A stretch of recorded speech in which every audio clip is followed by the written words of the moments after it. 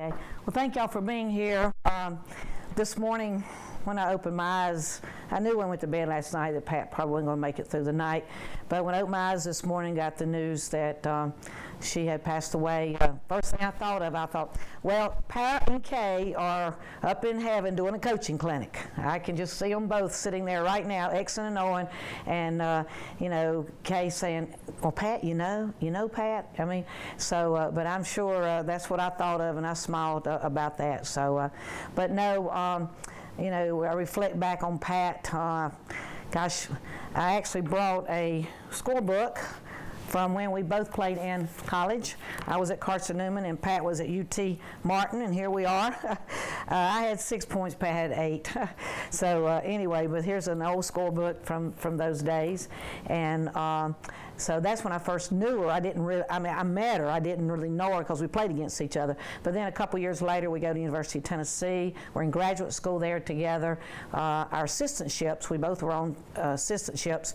Pat coached the team. I coached the JV team.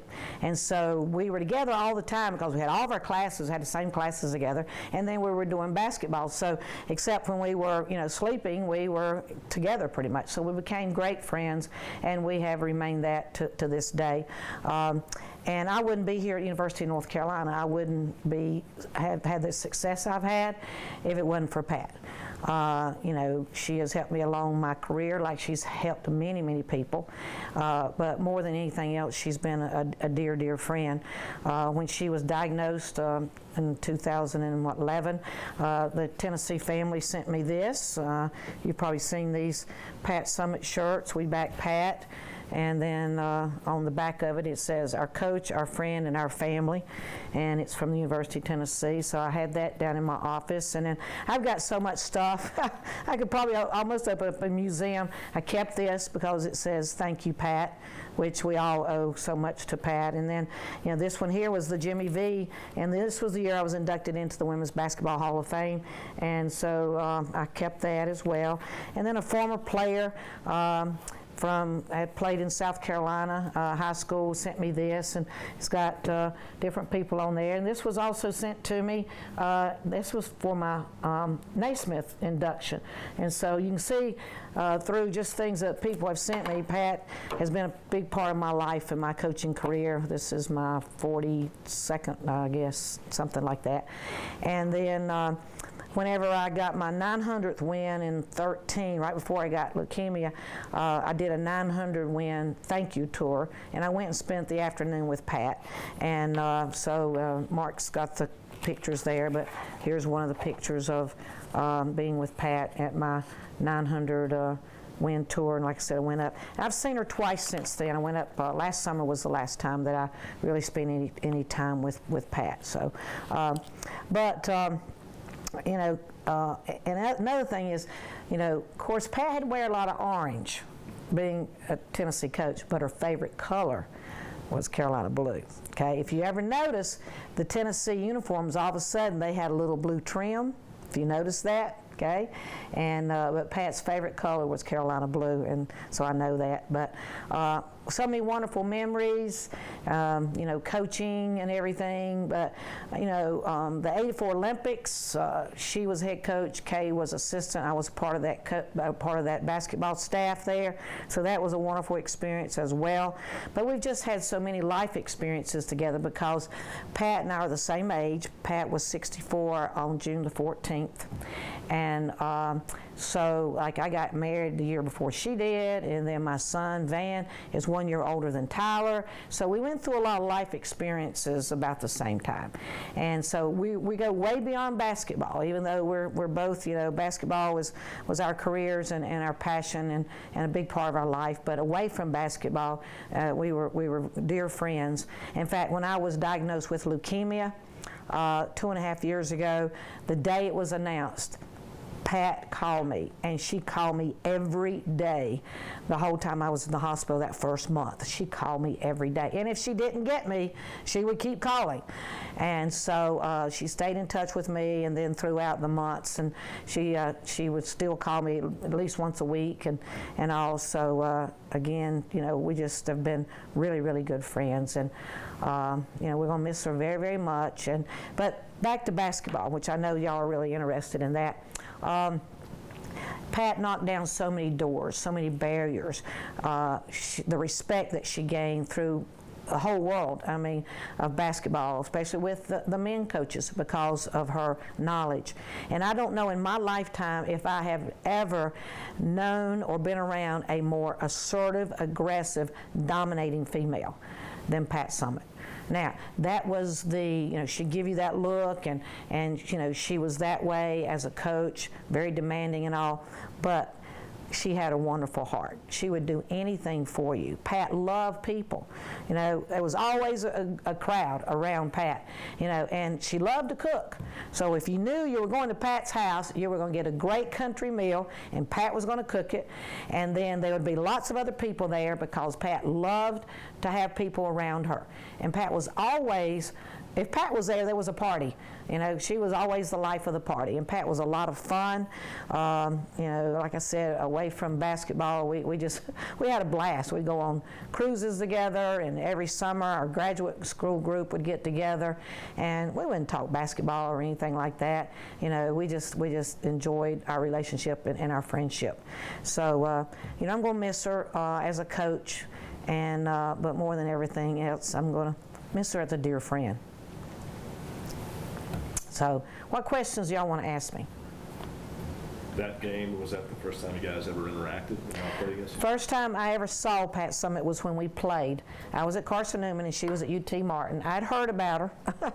I was heard about how good she was, and they had a really good team. And so we played each other. We had like a state championship, And so that was the first time I saw her. I didn't really know her, I didn't talk to her or anything like that. But then when we went to graduate school, right away we were together all day, every day. And, then with basketball, and, we would practice and scout and do everything together. And, so we've been very close and gone through many life experiences together. What was it about Coach Summitt that you feel was her winning strategy that made her the winningest coach in D1 history? What did she do that other coaches didn't?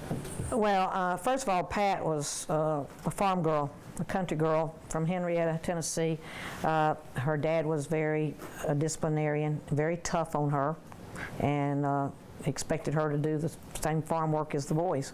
She had several brothers, and so, Pat just knew how to work hard. But Pat expected that from everybody else, and I think a lot of it was the way she was raised. But, she worked as hard or harder than anyone else, and she expected everybody else to do the same. Pat brought out the best in everyone around her. She demanded the best. Now, a lot of people couldn't take it, and they didn't want that, and they couldn't take it, and they didn't like it. But one of the greatest things in life you can have is someone make you do what you won't make yourself do. And Pat did that many times. She made a lot of people do what they didn't want to do and what they didn't think they could do. But she got the best out of them, no doubt about that. And again, Pat was assertive, aggressive, and she knocked down a lot of barriers, knocked down a lot of doors, and gave a lot of people opportunities. I can remember in graduate school one time, we played a trick on her. We took Sports Illustrated, and they had a picture of somebody on the front, and we cut the picture out, the head out, and we put Pat's picture in there. And of course it was Sports Illustrated, and I think it was her birthday probably, whenever she was, 22, I guess, or something like that. But we fixed that up for her, and she said, my picture will never be on Sports Illustrated. It was too. It was on there a few times, but she did. She broke down a lot of barriers and opened up a lot of doors for a lot of people. And like I said, I would not be here. She recommended me for this job, and I think she was pretty aggressive with John Swafford about hiring me here. And because when Pat was on a mission now, she got it done. She got it done, and I learned a lot from her. I tell you, and I'm going to tell you this: with Pat's passing, and what she has meant to me in this game of basketball, it motivates me now more than ever. You know, I'm healthy, I'm back, I'm cancer-free, I'm strong and again, and it makes me even more determined to be a better coach and to fight the battle that Pat's always fought, for women's basketball. What did she do with Swafford? Do you remember what her tactics were? I don't know. All I know is this was the job I wanted, and she was on a mission for me to get this job. You'll have to ask John Swafford that, but I know she had conversation with him, and there's no doubt. And she had a lot of other people calling too, like Billy Moore, who was the coach at UCLA at the time, USA basketball folks. Kay recommended me. Kay Yao recommended me for the job, even though I was going to be her competitor.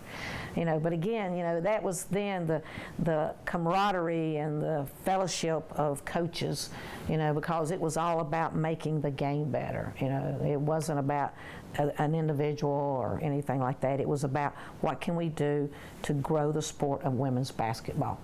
And I think, in some ways, not that many coaches, that's not their priority right now, But, it was always, what can we do to grow the sport? And Pat was always helping other people. Always, always, always. Whatever I can do, I will do it to help you or help women's basketball. And she did that till the day she passed. Just one more question from me. When was the last time you saw Coach? Last summer was in person. Yeah, I've talked to her. I would text her, and because it was here the last several months, it was a lot easier to text. Sometimes Tyler would text me. Her son Tyler would text me, and but I have not seen her since last summer. Was the last time I just one-on-ones visited with her. But we did text and different people, caregivers. I knew a lot of the people that were around her and was be talking to her. Billy Moore, who was the Olympic coach in '76 when Pat played, longtime coach at UCLA. Billy and I stay in touch. In fact, the last few days, that's who I've been talking to most of the time about Pat's situation. I got the call Saturday about lunchtime that she had really taken a really sharp decline since Wednesday night, and that she probably wasn't going to make it. When did you find out this morning? When I woke up this morning. In fact, I communicated with several folks last night, and I knew that she probably wouldn't last through the night. And so just as soon as I opened my eyes this morning, I had my phone right there, and so right away I said, let me grab my phone, and I did, and I had a message. So, and my phone has been blowing up today. But, hey, lots of friends, former coaches, calling me, and people that I hadn't seen or heard from in a long, long time. Some of the former players that played at Tennessee, lots and lots of coaches that Pat helped. Lots of them, because they all knew, how close we were. Coach, can you just, I know you've gone over it, can you just talk about when we think of women's basketball, this is the person who we think is built in.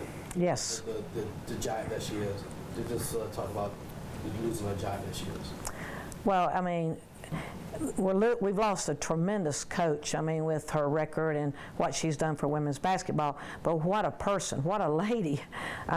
She was a sort of aggressive, demanding when that wasn't the way women were, But yet Pat was like that, and she helped a lot of other women with opportunities and trained a lot of women on coaching, but also, that hey, you can be successful in this world, and there's nothing wrong with you being assertive and aggressive and demanding.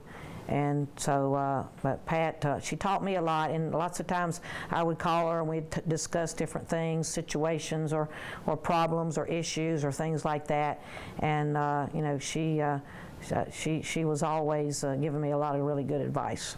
How tough was it, in the 70s to get this women's basketball game, going, and having until, Title IX came? Right. Well, Title IX was in '72, and scholarships, the first ones were in probably '74, '75, because we were together at University of Tennessee, '74, '75. And So then after that, people started getting scholarships and some budgets, the budgets changed and everything like that. But you got to remember, Pat started there, her first year was 74, 75, but she didn't win her first championship to 86 because that was the year that I won the NAIA championship and came here to North Carolina, and that's the year that Pat won her first championship. But then she was on a roll. She really got on the roll and moved to another level because I think, in some ways she changed a little bit her coaching style and the recruiting and everything like that. So Pat changed with the game. But, it was about winning games and representing University of Tennessee, but more than anything else, it was about growing the sport. Whatever Pat could do to grow women's basketball, that was priority for her. She won 6 national titles and over 1,000 games and everything. Can you put that into perspective? Well, Pat was intimidating. She intimidated everyone around her, especially now the people that knew her really well. They knew the soft side of Pat. Okay, some people say, "There's no way that she had but Pat had a soft side too. Now she really did. When Tyler was around, Pat would melt. And away from the game, Pat was very tenderhearted, and she was a dear friend and would do anything for you. But when it came to producing and getting the job done with coaching or playing the game, it was always, the best, and you could always do more, and Pat expected that, So what was it? You went up against her as a coach. Oh yeah. What kind of team? Intimidating. She intimidated everybody, including the referees. Okay, Pat could intimidate the referees. She could intimidate everybody. Oh, we played them. One year they were undefeated. And we played them to go to the Final Four, and we had a huge lead with about 7 minutes to go. And Pat went out on the court, center court now, and got in the referees' faces doing like this. No technical, nothing. And the rest of the game, they shot 16 foul shots, we shot 4, and we lost by 3 points. I'll never forget that. That was at Vanderbilt. And then, but we've played each other and had some really tough games. And we won a few of them. We beat them a couple times to go to the Final Four, and they beat us one year in the Final Four. We had a big lead also with just a few minutes to go, and Pat called a timeout and had one of those Pat Summitt seminars with the officials, and I think we lost that game by a couple points, and that was to play for the national championship game. And you played against her in high school, right? No, not in high school, college. In college, yeah. I was at Carson Newman and she was at UT Martin. So I got the score book right here. The Carson Newman, they sent this to me, but it's right here. There's my name, and I had 6 points, and here is Pat's head. And Pat had 8 points. So, but this was a long time ago when you didn't. In fact, we might. I haven't looked yet. We might have been playing. No, this was 5-on-5 because our first year in college we played 3-on-3, and then we went to the 5-man game. So, but as far as the advancement of the game, no one has done more for women's basketball than Pat Summitt. And how long have you had that book? Carson Newman sent it to me. They were cleaning some things out up there, and they sent it to me. So I don't know. Wow. Yeah. This was But it's been in my office, and I don't know why I found it. And I just left it laying out. So, but I read this over and started laughing. So. And one last thing for me, just talk about just losing a friend. Yeah, basketball is big when you say Pat Summitt, but more than anything else, what a friend, what a lady. Loyal, would do anything for you. Her door is always open.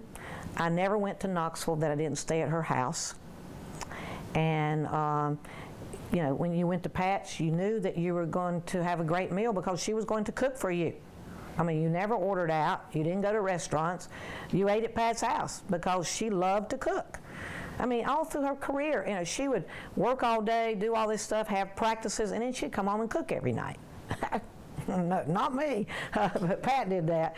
So, but you know, Pat was really good about putting the game aside and just really focusing on who was there and life, your friendships. I remember one of the last times I was at Pat's house. This was before she was diagnosed, and our graduate school group, we have our group that was there in graduate school together, really good group. Judy Rose at UNC Charlotte's part of that. They were about probably 8 or 10 of us, and we got together almost every summer, and we were at Pat's, and I remember we were in a hot tub one night, we were all talking, and Pat asked us, she says, I want to ask you guys something. I said, what? She said, what do you want your legacy to be? And so we sat around in the hot tub, and we went around and talked about what we want our legacy to be. And, you know, I was thinking about that this morning, but that was probably a couple years before she was diagnosed. It's probably 2008 or 9, something like that. You know, so, but through life, like I said, you know, all the phases, because we're the same age, you know, Pat's always been there.